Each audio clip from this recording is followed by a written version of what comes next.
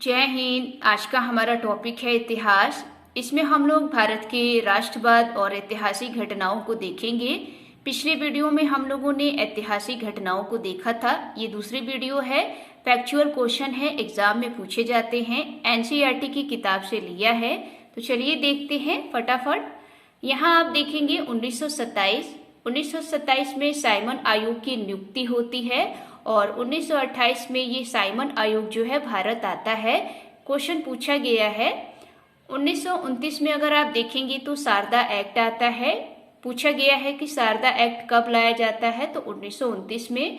इस एक्ट की क्या विशेषता थी, तो ध्यान रखेंगे हिंदू महिलाओं तथा युवकों के 14 तथा 18 वर्ष से कम आयु के जो विवाह थे उनको रोकना। तो पूछा जाता है कि शारदा एक्ट का मतलब क्या है, तो ध्यान रखेंगे हिंदू महिलाओं और युवकों के 14 से 18 वर्ष की आयु में विवाह को रोकना, ये इसकी विशेषता थी।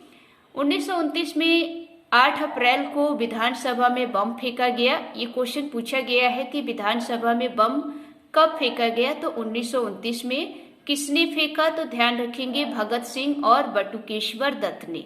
इन दो लोगों ने मिलकर विधानसभा में बम फेंका। इसे हम लोग याद कैसे रखेंगे, क्योंकि एग्जाम टाइम में भूल जाते हैं। तो ध्यान रखेंगे दो लोग हैं, एक तो है बटुकेश्वर। तो बटू से आप बम याद रखेंगे, बटू यानी कि बम। जब बम को फेंकेंगे तो क्या होगा, भाग जाएंगे, तो भाग से भगत सिंह। तो दो लोगों ने फेंका, बटुकेश्वर और भगत सिंह। उसके बाद 1929 में ही 31 दिसंबर को पूर्ण स्वराज की मांग की गई लाहौर अधिवेशन में। आप जानते हैं कि लाहौर अधिवेशन जो है 1929 में होता है और इसी अधिवेशन में पूर्ण स्वराज की मांग की गई। ये क्वेश्चन पूछा गया है कि पूर्ण स्वराज की मांग किस अधिवेशन में की गई, तो लाहौर अधिवेशन में। उसके बाद यहाँ देखेंगे 1930, मोस्ट इम्पॉर्टेंट है। 1930 में अगर आप देखेंगे तो 14 फरवरी को सविनय अवज्ञा आंदोलन का प्रस्ताव रखा गया, यानी कि इस आंदोलन की शुरुआत 1930 में होती है। 1930 में ही गांधी जी का नमक कानून तोड़ना, और 1930 को ही 12 मार्च को दांडी यात्रा होती है गांधी जी की। एग्जाम में पूछा गया है कि गांधी जी ने नमक कानून कब तोड़ा, तो 1930 में। सविनय अवज्ञा आंदोलन की शुरुआत 1930, दांडी यात्रा 1930 12 मार्च को। उसके बाद देखेंगे 1931, मोस्ट इम्पॉर्टेंट है। 1931 में एक समझौता होता है जिसे गांधी इरविन समझौता कहा जाता है। ये समझौता गांधी और इरविन के बीच होता है, इसीलिए इसे गांधी इरविन समझौता कहा जाता है।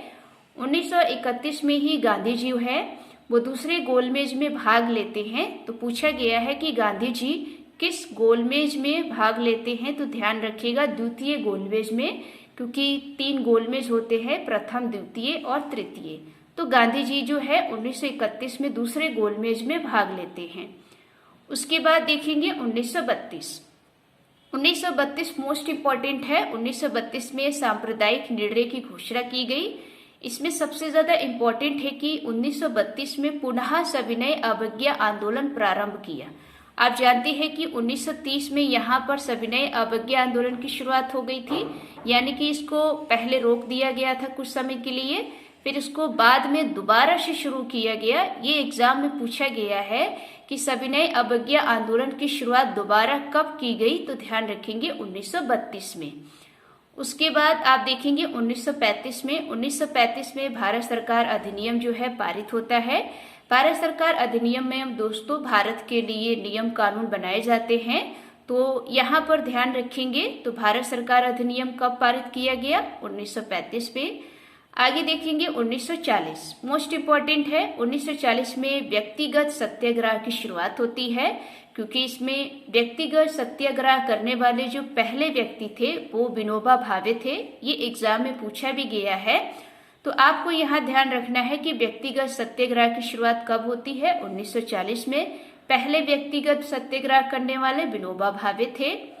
उसके बाद आप देखेंगे 1942 में भारत छोड़ो का प्रस्ताव लाया जाता है, और भारत छोड़ो आंदोलन भी 1942 में ही शुरू की जाती है। तो दोनों चीजें ध्यान रखना है। पूछा जा सकता है कि भारत छोड़ो का प्रस्ताव कब लाया गया, तो 1942। भारत छोड़ो आंदोलन कब शुरू किया गया, तो 1942। उसके बाद देखेंगे 1943।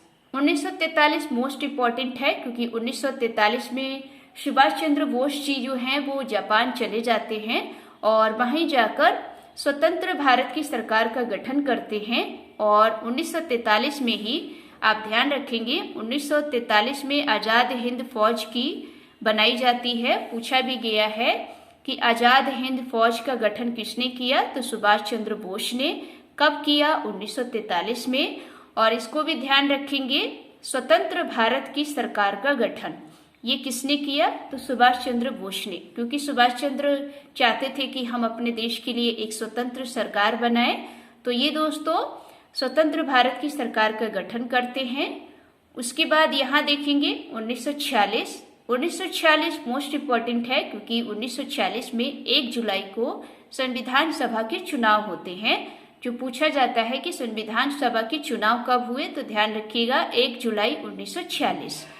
उसके बाद यहाँ आप देखेंगे 1947 में 15 अगस्त को भारत जो है अपना आज़ाद हो गया था क्योंकि बहुत सारे आंदोलन चलाए गए। उसके बाद 1947 में भारत को आज़ादी मिलती है और 15 अगस्त को मिलती है, तो इसलिए हम लोग स्वतंत्रता दिवस भी 15 अगस्त को मनाते हैं। उसके बाद 1948 में देखेंगे तो 30 जनवरी को गांधी जी की हत्या कर दी जाती है। और कुछ पॉइंट आप नोट कर लेंगे। 1948 के बाद 1949 में हमारा संविधान जो है तैयार हो जाता है। फिर हम लोग 1950 में संविधान को लागू कर देते हैं। 26 जनवरी 1950 को संविधान को लागू किया जाता है और 26 जनवरी को हम लोग गणतंत्र दिवस मनाते हैं। तो ये दोस्तों इतिहास के महत्वपूर्ण फैक्ट थे। उम्मीद है आपको ये वीडियो अच्छी लगी होगी। अगर वीडियो अच्छी लगी हो तो वीडियो को लाइक करें, चैनल को सब्सक्राइब करें। जय हिंद, जय भारत।